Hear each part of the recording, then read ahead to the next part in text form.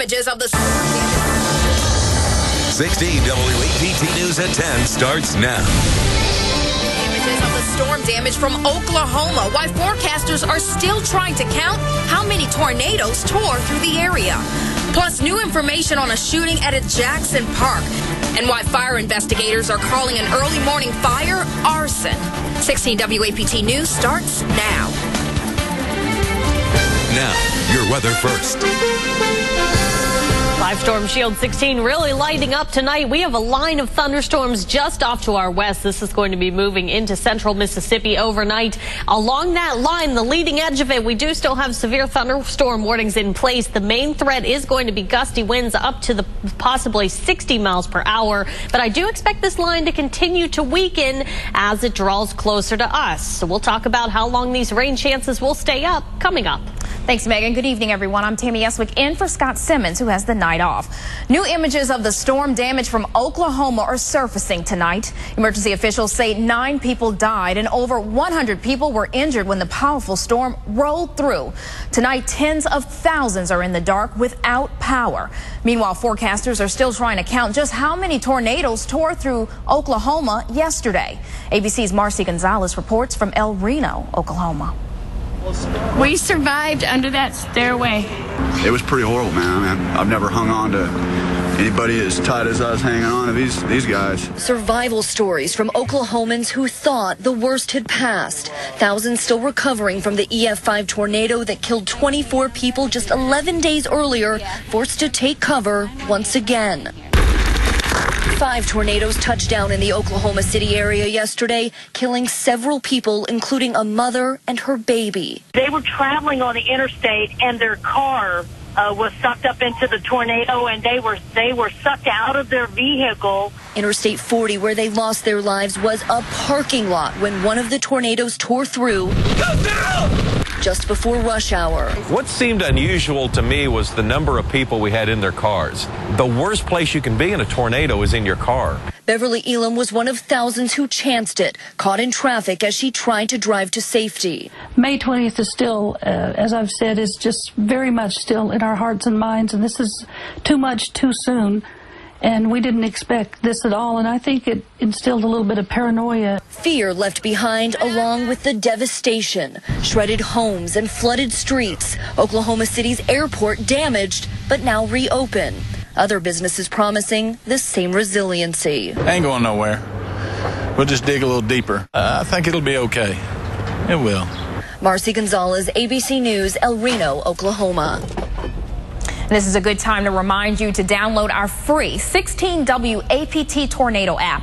You can watch severe conditions, including watches and warnings. Just search 16 WAPT on your smartphone. A manhunt continues for a Smith County inmate who scaled a fence. The Sheriff's Department says Terry Bynum escaped by climbing a razor fence at the jail last month. Now, he escaped with Shannon Burnham, who was a trustee, and Gregory Jones. Now, both Burnham and Jones have been captured, but authorities say they're still looking for Bynum. We have new information about a shooting at a Jackson Park this afternoon. Police now say a gunman shot a woman in the stomach at the JC Park on Bailey Avenue. Detectives confirm an ambulance took the female to the hospital. They have not released the victim's name, and there's no word on her condition or if police have made an arrest. There's a $500 reward on the table for information that leads to the gunman who shot a horse in Scobie. We want to warn you, some of these images may be graphic to some. Police say someone shot the horse on County Road 4 in the Wayside community last month. Now, detectives say someone approached the horse named Blackleg and shot him through his right eye. Unfortunately, due to the extent of his injuries, Blackleg will have to be euthanized. Jackson firefighters say they found an accelerant outside of a liquor store that went up in flames this morning. As 16 WAPT's Andrew Kinsey reports, the owners say he's lost hundreds of thousands of dollars in merchandise. The damage to the outside of the McDowell package store shows just how intense and dangerous this fire was. The flames whipped straight through this wooden wall. The heat so intense, it melted this plastic. Fire investigators tell me this fire is no accident. When I come here already, fire was started. An early morning fire inside this store charred everything in its path. It started in the front because ain't nothing in the back. And Jackson firefighters say the blaze broke out shortly before 3 a.m. When crews arrived, the flames were already shooting from the roof. Something set the fire. We ain't got nothing in it for it to burn. Fire investigators agree. They say an accelerant found on the outside of the store leads them to believe that someone intentionally tried to burn the building down. Who do you think may have done this? An angry customer? I don't know. We have never any customers. I don't know who done it.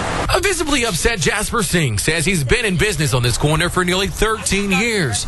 He says the damage from the lost merchandise alone is going to cost him more than $300,000. He tells me he wants whoever's accountable for this crime caught. Now, crews spent much of Saturday trying to salvage anything they could from inside the store. The owner tells me he's going to have to simply tear this building down and start from scratch. In Jackson, Andrew Kinsey, 16 WAPT News. And if you have any information that can help solve this case, call Crime Stoppers at 601-355-TIPS. New tonight, police say a Columbus teacher has been charged with sexually assaulting a female student. Police arrested 30-year-old Marco Sebastian Suarez. Suarez is a soccer coach at Caledonia High School. The student told investigators Suarez sent her sexually suggestive Facebook messages before assaulting her at his home. Suarez is being held on a $100,000 bond. And despite today's hot temperatures, athletes from the Southeast competed in the Heat Wave Classic Triathlon in Richland today. Now, this is the 28th year for the annual event. The athletes made their way through a half-mile swim, a 24.5-mile bike ride, and a 10K run. Organizers say the run can benefit everyone. Gives you something to do, it keeps you healthy and fit, and just a good opportunity to get out and get some exercise. Absolutely. Organizers say they didn't have any serious heat-related injuries during the competition. Today marks the start of hurricane season, and state and local officials want residents to take evacuation orders seriously. Federal forecasters are predicting an above-average storm season. Now, they predict 13 to 20 named storms this time around, with 3 to 6 of those becoming major hurricanes. National, state, and local leaders are urging everyone to get ready just in case a storm hits. Now to Commitment 2013. Madison voters will skip the polls for Tuesday's general election. Now, that's because the city's mayor and 7 Board of Aldermen members aren't facing any opposition. State law says municipalities should not hold a general election if all the races are unopposed. Other Madison County communities will hold general elections for city offices. 16 WAPT will cover all the races and have the very latest election results. The election, once again, is Tuesday, June the 4th. This week is National Fishing and Boating Week, and we caught up with some people taking advantage of the free fishing weekend right here in Mississippi. Our crews caught up with 7 fishermen out at the reservoir today. Nearly 20 states are letting people fish without a fishing license. Many people say it's a great idea. You know, 1 or 2 days free fishing, I mean, get a lot of people a chance to come out and enjoy themselves for a couple of days. The free fishing event continues tomorrow evening. Actually, until tomorrow evening. How's that? Construction crews will start renovations at the Jackson Zoo this Monday. And while construction is taking place, visitors will get a discount. Officials say the renovations will enlarge several exhibits. This way, they're going to have more room. People are going to see them in a more aesthetically pleasing way, and the animals themselves will be doing a lot more natural behavior. So we're really excited for the animals, but also just as excited for the visitors to see them like this. A lot of people excited for those discounts. Construction is expected to be completed in 9 months. Tonight, we want to say congratulations to 16 WAPT reporter Meg Pace. She's now a newlywed.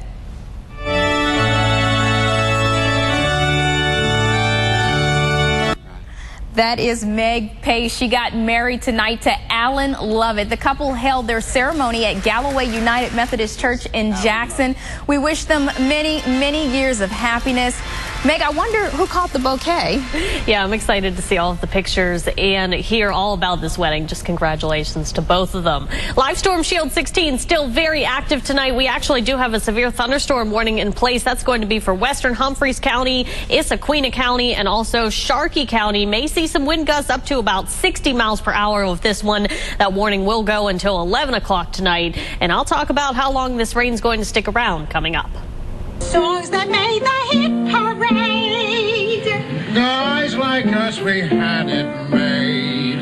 Those were the days.